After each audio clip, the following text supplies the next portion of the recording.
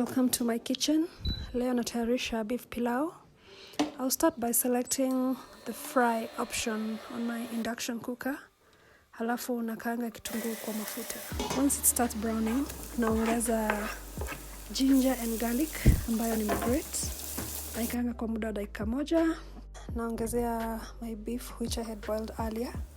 I mix for 1 more minute. Naweka pilau masala which I mix for 30 seconds. Naongezea mchele ambao nimeuosha. I mix again for about another minute. Beef broth which is maji ambayo nilikuwa nimechemshia nyama yangu plus 1 more cup of plain water.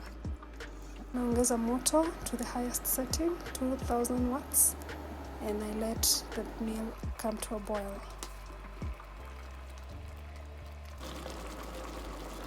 When the water has boiled down to the same level as the rice, I reduce my heat to the lowest setting, 200 watts, and I set a timer for 12 minutes.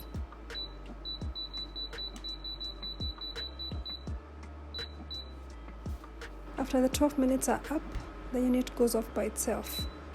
I leave my rice covered for another 10 minutes as I wait for it to complete steaming. My meal was done in about 30 minutes. And it's thanks to the induction cooker. Inapika haraka sana. Inatumia energy kidogo chini ya unit 2 za stima.